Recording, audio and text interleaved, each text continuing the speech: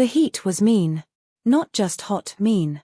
The kind that soaked through a man's skin and whispered things to his bones, like you don't belong here. The dust rose with every heavy boot that stepped onto the cracked, red earth, and there were plenty of boots. Too many. James Carver stood with calloused hands behind his back, wrists raw where the rope had been. His cotton shirt was soaked through, dirt smeared across the front like an accusation. Across from him, 6 white men formed a loose semicircle, their posture just casual enough to mask their readiness for violence. "You think you're somebody, do you?" one sneered, his hand perched on his belt, where the handle of a rusted blade showed its teeth. "Walking down that street like it's yours. Smiling at folks like we're equal." James didn't answer. His mouth was dry, but not from fear. He'd seen this before. He was born into it. A black man walking through the wrong town with a straight back and a clean shirt was like waving red in front of bulls. It didn't matter that he'd just gotten off a shift picking cotton in the fields outside town. It didn't matter that he kept his head down most days, spoke when spoken to, and held the door open for white women out of fear, not politeness. What mattered was that he looked like he didn't know his place. "You said something, boy?" The last word landed heavy and slow, like it had been aimed to wound. James looked up slowly, eyes tired but unwavering. "I didn't mean no harm. Just walking home." The man spat into the dust. "Home? You don't get to say that word around here." Another man stepped forward, younger, his lip curled with something like pleasure. "Maybe we should teach him what home is." And just as the group closed in, another voice cut through the thick summer air. "Hey." It wasn't loud, but it carried. Like a crack of glass in a silent room. The men paused, turned. At the edge of the dirt road stood a woman in a pale green dress, her blonde hair tucked beneath a scarf. She looked out of place, like a glass of milk in a pile of coal. But her voice didn't tremble, and her eyes didn't flinch. "You touch him," she said, "and I'll scream loud enough to wake the whole damn town." The tension broke like a bottle, sharp and messy. The older man sneered, flicking his gaze between James and the woman. "Miss Eleanor, you best stay out of this. Ain't no lady business." "It is," she said, stepping forward, "if you're planning to beat a man to death over nothing. Over your fear." The younger man's face twisted. "Fear? You think we're scared of him?" Eleanor's hands were shaking, but she kept them tight around her handbag. "Not of him. Of what he represents. That you can't control everything. That the world is changing." One of the men muttered a curse, but no one moved. No one wanted to be the first to test a white woman's scream in a southern town, not even here. They stood frozen for a long moment, the silence louder than anything. Then the older man laughed, low and bitter. "Fine. Keep your pet. He ain't worth the trouble." They turned, boots crunching the road, kicking up shame and sweat as they walked away. When they were gone, the dust settled like ash. James didn't move. Neither did she. "You all right?" she asked, voice softer now. He nodded once. "Could have gone worse. You've got blood on your lip." He touched it, winced. "Won't be the last time." "I'm Eleanor," she said, holding out her hand. He looked at it for a long moment. "James." She didn't take it back, didn't look away. So he shook it. The sky above them was starting to darken, oranges and purples bleeding across the clouds like bruises. The wind picked up just a little. The fields behind him rustled like ghosts shifting in their sleep. "Where do you live?" she asked. He nodded toward the shacks near the fields. "Back there. With the others." Eleanor looked toward the horizon, then back at him. "You walking?" "I always walk." "I've got a car." James tilted his head. "You offering me a ride?" "I'm offering you a sliver of decency." He almost laughed. Instead, he just said, "You sure you want people seeing you with me?" Her lips pressed into a line. "They already saw me. Might as well finish the crime." She walked to her car, a powder blue Chevrolet that looked like it belonged to someone with piano hands and soft perfume. James stood still for another moment, then followed. As he closed the passenger door behind him, something cracked inside his chest, not fear, not anger, but something far more dangerous. Hope. The engine purred to life, too soft for the tension still lingering in the cab. Eleanor shifted into gear, her eyes flicking briefly to James. He sat stiffly, hands folded in his lap, the muscles in his jaw clenched tight. The road unfurled ahead of them in patches of gravel and weeds. The sun was melting behind the trees now, shadows slipping between branches like whispers. Eleanor didn't speak for a while. Neither did James. There was too much between them. The car smelled of lavender and something powdery, the kind of scent James had never associated with kindness. "I don't usually do things like that," she said after a few miles, her voice tentative. James looked at her sideways. "I don't usually get rescued by ladies in green dresses either." She smiled faintly, then quickly pressed her lips together, as if even that much warmth might cross some unspoken line. "Why were you in town?" she asked. "Work," James replied. "Sunrise to sunset. Picking fields that don't belong to me. For a man who won't look me in the eye." She nodded slowly. "My daddy used to own a mill. Textile. Closed it after the war. Said the world was changing and it wasn't changing in ways he liked. Moved us out here. Said we needed to live by values." James scoffed quietly. "That usually means someone else is suffering." She gave him a glance. "You're not wrong." They reached the edge of town, where the land opened up and the fields stretched wide and golden beneath the darkening sky. Eleanor turned the car onto a narrow side road, dust trailing behind them like memory. "Where do you sleep?" she asked. He pointed to the crooked silhouettes of tin-roofed shacks in the distance. "Fourth one from the corner. One window don't shut all the way." "You got family?" "Had a brother. He ran. Said he was gonna make it to Detroit. Never wrote." "I'm sorry." James shrugged. "He's lucky, if you ask me." The car slowed as they neared the settlement. A few heads turned. One old man leaning on a stick watched with narrowed eyes. James shifted in his seat, unease crawling along his spine. "You shouldn't be seen here," he murmured. "They'll talk. They'll do worse." Eleanor didn't stop. She pulled up near his shack and parked, her hands still tight on the wheel. "Then maybe it's time they were afraid for once," she said softly. He opened the door, then paused, looking back at her. "You're not like them." "That's kind of the problem," she said with a sad smile. "Always has been." James stepped out and closed the door gently behind him. The walk to his shack was short, but he felt the weight of 100 gazes, real or imagined, pressing down on his back.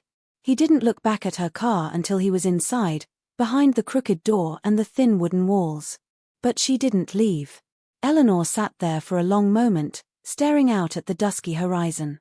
Then she pulled a notebook from her purse and began to write. The words poured out like confession. "He is not what they say. He is not danger or threat or less. He is quiet strength, and I cannot stop thinking about the way he stood so still, even when they circled like wolves. I think I've seen a kind of dignity in him that I was raised to ignore." She closed the book, placed it back in her purse, and finally drove off, the soft hum of the tires swallowed by the growing dark. The next day was hotter. More oppressive. The kind of heat that makes even the flies lazy. James was back in the fields before the sun touched the treetops. The foreman, a fat, mean man with a cane he didn't need, barked orders from under a shaded hat. By noon, James's shirt clung to him like a second skin. Sweat stung his eyes. He moved with mechanical efficiency, one hand after another, pull, toss, move. Then he saw her again. Standing by the fence at the far end of the field, a parasol in one hand, her scarf fluttering in the wind. She wasn't supposed to be here. He straightened, wiping his forehead with the back of his wrist. Around him, heads turned. Whispers began to rise. "What the hell is she doing here?" one of the men muttered. The foreman saw her and turned purple. "You, girl. This ain't a tea party." Eleanor didn't flinch. "I brought water," she said, holding up a tin cooler. "Figured you boys might need something clean." The foreman stomped forward. "You take your fancy car and your bleeding heart back home before you get someone killed. I'm not leaving." James walked toward her slowly, his shadow stretching long over the field. He saw the fire in her eyes and the tremble in her fingers. She was scared. But she was standing. "You shouldn't be here," he said when he reached her. You said that last time, she replied. They mean it now. Worse than before. Eleanor looked up at him. Then let them mean it. And somehow, that was the beginning. Not the saving. Not the dust road. But this. Her standing beside the cotton, sweat on her brow and fear in her eyes, and still choosing to stay. James took the water from her hands. He didn't say thank you. She didn't need it. They understood. That night, James couldn't sleep. He lay on the thin mattress inside the shack, staring at the wooden ceiling, where spiderwebs danced in the corners and the rafters creaked with wind and time. His hands, cracked and sore from the fields, rested across his chest like he was preparing for judgment. But his mind didn't settle on the work. It settled on her. The way Eleanor had stood there, sunlight bouncing off her pale skin, her chin raised like defiance itself. The same hands that must have once folded lace napkins and porcelain gloves, now clinging to a water tin like it was her sword. It made something stir in him. Something dangerous. Because no matter how strong a man's back was, or how long he could suffer, hope was the thing that got you killed. And Eleanor was nothing if not hope in human form. The next time she came, it was with bread. Homemade. Wrapped in cloth. The scent cut through the field like a dream. Eleanor, he muttered as she reached the fence line again, what are you doing? Feeding you, she said plainly. They'll fire me. They'll hurt you. They've already threatened me. Let them follow through if they're so brave. James sighed. You don't understand what they can do. I do, she said quietly, stepping closer, passing the wrapped loaf through the fence. Their fingers brushed. That's why I'm here. He didn't take it at first. Not right away.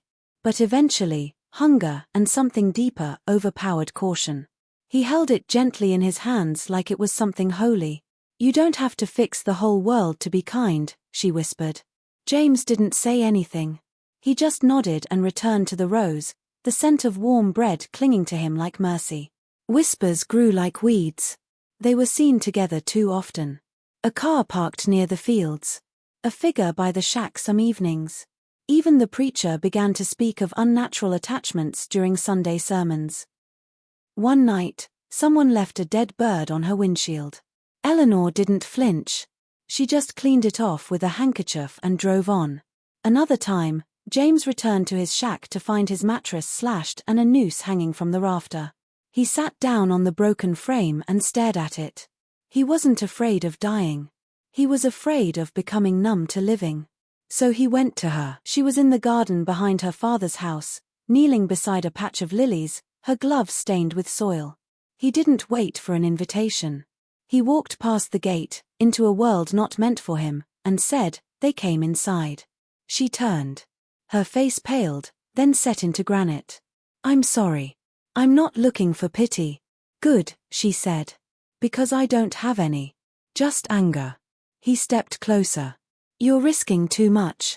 You should stop. Walk away. Do you want me to? I want you to be safe. She stood slowly, wiping her hands on her apron. That's not the same. They were close now. Too close. The garden held its breath. James looked down at her hands, dirt-covered, trembling. Not soft anymore. Not pampered. I've been dreaming of places that don't burn, she said. That don't choke people with silence. He closed his eyes. She reached up, touched the bruise on his cheek gently. Let me go with you. His breath caught. Go where? Anywhere. James opened his eyes and saw something fragile but blazing in her gaze. A flicker of the same madness that made men walk off plantations. The same fire that made her stand in front of 6 white men and say no. Eleanor. If you say no, I'll understand. He shook his head. I'm not saying no. I'm saying it won't be easy. She smiled. I've had easy. It wasn't worth anything. He took her hand, rough against his. Then meet me tomorrow. After dusk. Don't bring much. She nodded. He squeezed her fingers once. We'll run. That night, he packed everything he owned into a canvas sack. 2 shirts, a worn book of Langston Hughes poems, and the harmonica his mother had given him before the fever took her. He wrapped it in cloth. Held it like a goodbye. The moon rose slow and yellow over the shacks. James sat outside and waited, watching the fields, listening to the silence. Eleanor didn't bring a suitcase. Just a small satchel and a scarf to keep her hair from the wind. She parked the car 3 blocks from the edge of the field and walked the rest of the way. Her shoes were scuffed, her dress plain, but her eyes burned with conviction. James was waiting by the old fence post. "I was afraid you wouldn't come," he said. "I was afraid I would," she replied. They smiled at the same time. Different smiles, his cautious, hers bursting, but they met in the middle. He led her through the back trail, past the creek, toward the old train tracks. No one used them anymore. But the path beyond the tracks led out, north, east, anywhere but here. When they reached the line, Eleanor stopped. James turned. "What is it?" She looked back, just once, at the town that raised her. That silenced her. That nearly broke her. "Where are we going?" she asked. He stepped beside her, took her hand again. "Wherever I'll be allowed to be with you." She exhaled. And they crossed. They didn't speak for a while after crossing the tracks. The night was thick with humidity and the scent of wild grass, and their footsteps fell in rhythm with the quiet chirr of crickets. James held Eleanor's hand tightly, not for reassurance but to confirm that she was real, that this wasn't a fever dream conjured by a weary heart. He had no map. No grand plan. Just the knowledge that every mile away from those cotton fields was a mile closer to freedom. Eventually, Eleanor broke the silence. "We'll need to eat." "I know a place," James said, eyes scanning the road ahead. "A preacher's house. Far out in Lafayette County. Used to let my brother sleep in the barn when he passed through. Might still be kind. Do you trust him?" James shook his head. "Don't trust anyone. But sometimes you get lucky." The road narrowed as they walked. Trees grew thicker on either side, crowding the sky. It felt like the world was closing its eyes so they could disappear. They walked through the night, stopping only once when Eleanor's foot began to bleed. James knelt and wrapped it in cloth torn from his own shirt. "You'll be limping," he warned. "I'll still be walking," she replied. By dawn, they reached a crossroads, a crumbling signpost leaning at an odd angle, its words long worn away. James looked at it and smiled faintly. "What's funny?" Eleanor asked. "This sign," he said. "It used to point to Jackson, Memphis, and home. Now it don't point to anything. Like it gave up." Eleanor touched the wood gently. Or maybe it decided it didn't matter anymore. James looked at her, and for a long moment, he forgot the bruises on his ribs and the fire in his legs. He saw only her. He touched her cheek with one calloused hand. "We keep walking," he said. And so they did. The preacher's house wasn't much. A leaning porch, chipped white paint, and a cracked stained glass window that caught the sun like broken promises. Reverend Caleb Johnson was an old man now, thinner than James remembered, his beard more snow than coal. But his eyes were the same.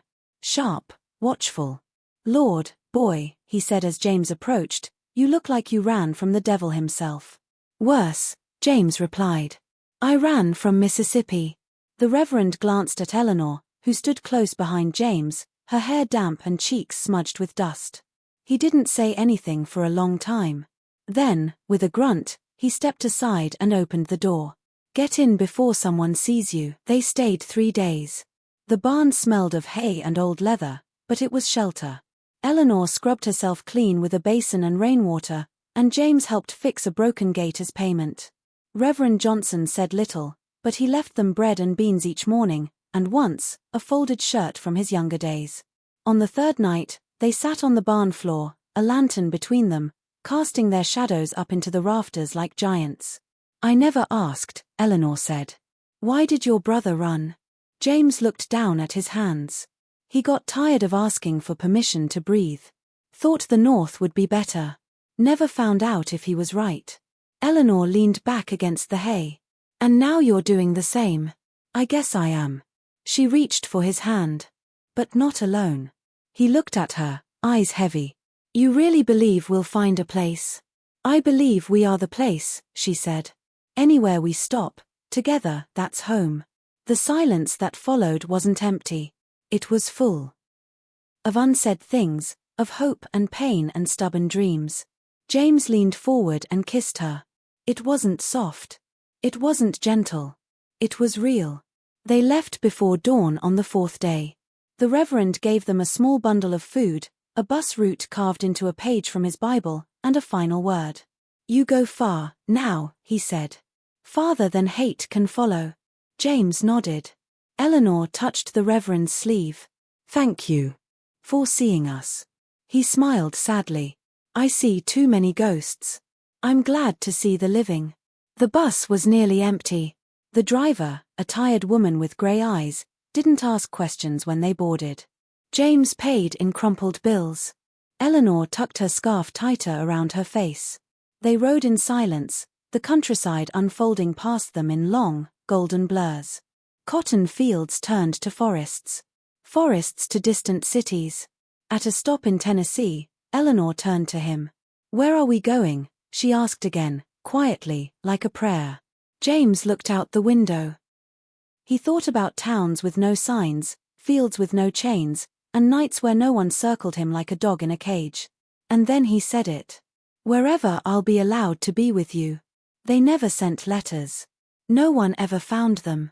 But every so often, in some quiet town too small for hate, people swore they saw a black man with kind eyes and a white woman in green dancing in the street like they were made of sunlight and music. No one ever knew their names. But they remembered their laughter. The end.